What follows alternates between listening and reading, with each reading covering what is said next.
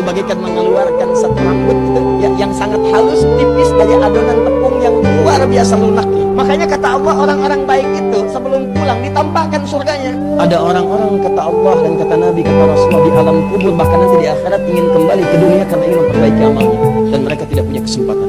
Ngapain Ustaz ingetin saya abadiku di dunia? Silakan saja. Kita akan lihat siapa yang lebih duluan. Apakah Anda meninggalkan dunia atau dunia yang mengatakan Anda selamat tinggal? Kalau terkait dengan selamat dunia dari maksiat, di alam kuburnya selamat dari siksa. Bahkan kata Allah menggunakan fi'il mudhari tuh, ya. Ada ya-nya. Allah tidak mengatakan wa salamun alaihi yauma fil qubur, tidak. Tapi wa yauma yamut. Akan, sedang, akan, nanti. Ya, fi'il mudhari bisa present, continuous, future, bisa progressive. Nanti saat akan terjadi atau sedang terjadi. Kata Allah, bahkan bukan hanya di alam kuburnya, saat sedang akan wafat pun dia akan diselamatkan dari dahsyatnya sakaratul maut. Jangan dikira sakaratul maut itu mudah. Jangan dikira. Nanti saat peristiwa itu terjadi, akan ditampakkan kebiasaan-kebiasaan orang yang akan wafat itu. Jika terbiasa dia berbuat maksiat, maka maksiat akan ditampakkan dalam benaknya, membuat kacau keadaan pikirannya, diganggu kemudian oleh setan. Itu yang menyebabkan pikirannya sering mengacau, mulutnya sering mengacau, tindakannya tidak terukur. Kadang pukul sana, pukul sini, kadang macam-macam mengamuk dan sebagainya. Itu tidak mudah. Tapi ada orang-orang yang ketika akan wafat, Allahu Akbar, indah sekali. Kata Nabi bagaikan mengeluarkan satu rambut itu yang sangat halus, tipis dari adonan tepung yang luar biasa lunaknya. Tinggal narik. Bahasa Qurannya surah ke-89 ayat 27 sampai 30. Ya ayyatuhan nafsul mutmainnah. Hei jiwa yang tenang. Jadi tenang aja kedatangan malaikat. Assalamualaikum, waalaikumsalam. Tenang aja. Ada apa? Pulang yuk. Ayo. Santai aja. Jadi kamu ridha dengan apa yang aku berikan, aku pun akan ridha dengan apa yang telah kamu kerjakan, kata Allah. Lihat kalimatnya, ya ayyatuhan nafsul irji'i ila rabbiki radiyatan mardiyah, ridha dan diridhai. Saya ridha dengan kamu, kamu pun akan ridha dengan saya. Makanya kata Allah, orang-orang baik itu sebelum pulang ditampakkan surganya. Hasil dari amal baiknya ditampakkan. Ya, makanya kalimat Qur'annya, fadkhuli fi ibadi wadkhuli jannati. Kamu jadi bagian dari hamba-Ku. Aku sudah siapkan surga untukmu, dibentangkan amalan-amalannya. Makanya pernah saya kisahkan di masa-masa yang lalu, ada sahabat Nabi itu ketika wafat, dia mengigo dengan kalimat-kalimat yang indah. Ya Allah, kenapa bukan yang baru? Ya Allah, kenapa tempatnya gak lebih jauh lagi? Ya Allah, ya Allah, ya Allah. Orang ini ahli masjid, biasanya posisinya sayap kanan pojok. Nabi ke masjid, orang ini tidak ditemukan sampai ditunggu. Menjelang azan, tunggu barangkali terlambat. Setelah agak sekian lama orangnya tidak datang, maka dikumandangkan kemudian iqamah, tunaikan sholat. Begitu selesai ditengok ke rumahnya, cukup agak jauh jaraknya, sampai ke depan rumahnya, keluar kemudian istrinya setelah disampaikan ada Nabi, ditanya kemana suamimu tidak ke masjid. Kata beliau telah wafat ya Rasulullah. Apakah ada sesuatu yang aneh pada dirinya? Tidak ya Rasulullah, kecuali dia menyebutkan kalimat-kalimat yang tidak aku pahami. Apa kalimatnya? Dia mengatakan, ya Allah, kenapa nggak lebih jauh lagi tempatnya? Ya Allah, kenapa bukan yang baru ya Allah? Kata Nabi, berbahagialah dia. Tahukah engkau ketika dia mengatakan, ya Allah, kenapa nggak lebih jauh lagi? Dia terbiasa ke masjid. Dia berjalan kaki untuk ke masjid. Ketika di sakaratul maut ditampakkan oleh Allah pahala berjalan kaki ke masjidnya. Di setiap telapak itu ada pahalanya. Tapak pahala. Bahkan sampai ke masjid 25 kebaikan. Jarak satu keduanya 500 tahun, dua ketiganya 500 tahun, sampai ke 25-nya itu baru datang. Begitu baru datang dapat 25 di hadis Muslim. Kalau pengen lihat nanti saat mau sakaratul maut tuh, ya, nanti kelihatan. Nah, dia merasa, ya Allah, kok kenapa nggak lebih jauh lagi? Kalau lebih jauh lagi pasti lebih indah daripada yang ditampakkan sekarang. Lebih banyak pahalanya. Nah, tiba-tiba di musim dingin itu dia berjalan, dia temukan seseorang yang sedang kedinginan. Dia buka pakaian luarnya, dia pakaikan pada orang itu, dia berangkat dengan pakaian di dalamnya. Nah, yang luar itu yang lama, yang dalam yang baru. Begitu ditampakkan pahala kebaikannya, dia sadar, ya Allah, kalau saya berikan yang baru, pahalanya lebih banyak lagi. Ya Allah, kenapa bukan yang baru pada saat itu? Ya Allah, maksudnya menyesali dirinya. Tuh lihat, orang dikasih pahala surga, ada menyesali ingin kembali kepada keadaan amalnya supaya bisa memperbaiki dirinya. Tapi tidak mungkin terjadi. Apalagi sudah masuk ke alam kubur. Fa asaddaqa wa aqum minas sholihin. Beri saya kesempatan ya Allah. Jadi akhirat saya pengen balik walau sedetik, saya akan perbaiki apa yang telah saya lakukan selama hidup saya. Ada orang meminta waktu untuk kembali dalam sedetik ke alam kuburnya, kembali ke dunianya untuk memperbaiki keadaan dirinya. Sedetik aja ya Allah, saya ingin perbaiki keadaan hidup saya. Anda diberikan bukannya sedetik sampai dengan malam ini. Ada setahun, ada 10 tahun, ada 20 tahun, ada 30 tahun.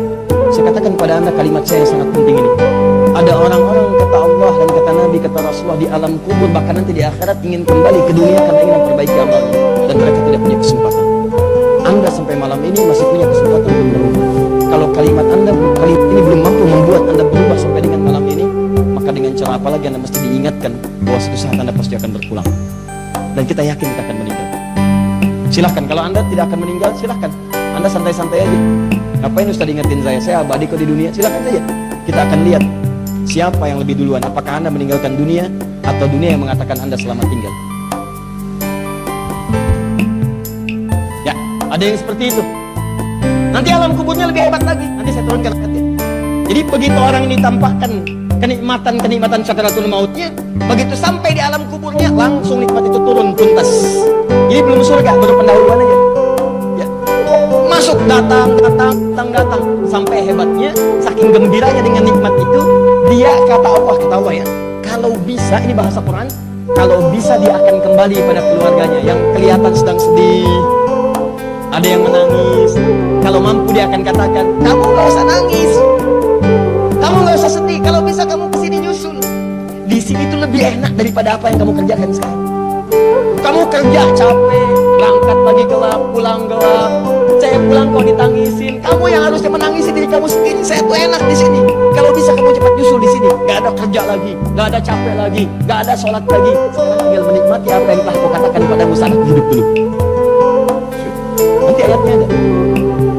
Sampai ke alam kuburnya selesai, sampai dibangkitkannya spesial. Nanti saya tunjukkan yang paling spesial. Di ayat ini ada isyarat, ada orang-orang yang saat dibangkitkan semua orang gelisah, ada yang mendapatkan naungan yang 7 golongan itu, tapi itu masih bersama-sama. Tapi yang ini tidak.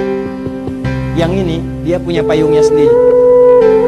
Jadi kalau yang 7 golongan di payung besar. Ilustrasi aja ya. Dan tidak akan seperti ini, wallahu a'lam bissawab. Tapi kalau dikeluarkan gambaran hadisnya, sab'atun yadhilluhumullahu fi dhillin yawma la dhilla illa dhilluh.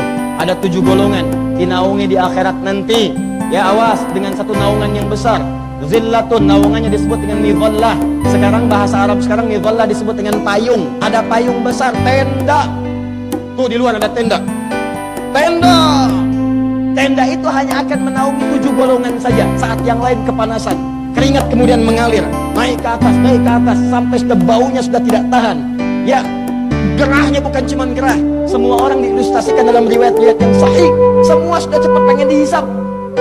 Padahal dia tidak tahu tuh masuk surga apa neraka. Tapi nggak peduli, yang penting pengen cepat hisap. Nanti begitu hisap lebih menegangkan lagi.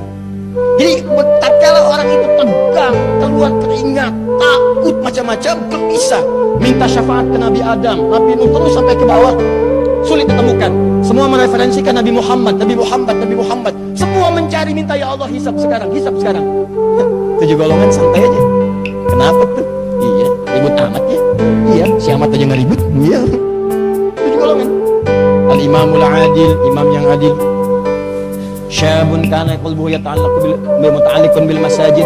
Ada anak muda yang hatinya lekat dengan masjid. Ya rajulani tasyaban yatahabba fillah. Ada 2 orang yang saling berkasih sayang karena Allah Subhanahu wa taala, bertemu karena Allah, berpisah karena Allah. Di dia itu punya rencana-rencana bersahabat dengan baik untuk menuju surganya. Kalau ada gerakan menghafal Quran, dia saling berbincang, yuk kita menghafal Quran. Dia bekerja sama-sama, dia punya program menghindari maksiat, menghindari yang haram. Terus berpisah karena Allah. Kalau pisahan saling mendoakan, itu kalau ke surga dikumpulkan lagi. Bahkan nanti temannya bisa bermohon kepada Allah, ya Allah, saya punya sahabat si fulan, saya tidak melihatnya hari ini. Ya Allah, dengan perkenanmu berikan syafaat kepada ya Allah, jadikan dia bersama saya di sini. Saya mohon ya Allah, saya bersamanya di dunia dan satukan saya di akhirat bersamanya. Ya. Tapi nanti, maaf, ini baru contoh 3. Ada lagi 1 golongan yang payungnya terpisah. Ya,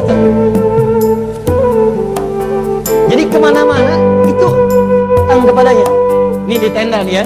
Ini kan tenda besar nih. Kalau tendanya kemudian keluar dari teman-teman, suasana hujan, basah nggak? Basah. Tapi ada golongan tertentu yang dia punya payung sendiri. Begitu dia keluar, payungnya dipakai. Jalan. Yang nggak punya payung, lihat begitu keluar basah. Ada 7 golongan yang ketika keluar dari sini sudah mendapatkan bagian-bagian yang tidak dirasakan oleh orang yang lain. Tapi yang ini tidak. Begitu keluar dari sini, diikuti kemudian oleh awan-awan yang menaunginya seakan teduh dan tenang. Siapa dia itu? Salah satunya yang mengamalkan amalan di sini nanti. Kemanapun dia bergerak, maka akan dilindungi. Dan saat hisabnya, langsung akan mengatakan kepada Allah, ya Allah, permudah ia untuk masuk ke dalam surganya, bahkan hiasi dirinya dari kepala sampai dengan ujung kakinya. Dan kalau dia difasilitasi oleh keluarganya, maka Allah akan mengizinkan orang ini untuk membimbing semua keluarga yang beriman dan beramal soleh untuk masuk surga, diparadekan pada seluruh penduduk langit dan dunia, disambut oleh malaikat di setiap pintu surga. Inilah amalannya. Maka dalam Islam diajarkan, jaga ruh ini jangan sampai mati. Masih berdetak jantung, ruh masih ada di dalam. Sampai kapan ini? Sampai akhirnya janjimu sudah habis Abdul Somad, maka ruh itu pun keluar. Dari mana dia? Berawal dari ujung kaki. Minal asfal. Asfal artinya bawah, bukan aspal. Minal asfal, dari bawah. Mengalir dia naik ke atas. Mengalir dia naik ke atas. Lalu kemudian dia pun keluar dari atas. Lalu kemudian mata melihat. Makanya orang yang mati meninggal itu matanya melotot. Apa yang dia lihat? Ruhnya keluar. Orang yang meninggal dunia, salah satu ciri husnul khatimah, irqul jabin, keluar keringat dari jabin. Kalau ini namanya jabhah, kening. Kalau ini namanya jabin, yang di atas jabin. Kalau gabin, roti. Ini jabin namanya. Salah satu ciri husnul khatimah, irqul jabin, berkeringat bagian atas alisnya. Kenapa berkeringat? Saya lama baca hadis ini. Kenapa berkeringat? Ternyata sebelum dia meninggal, malaikat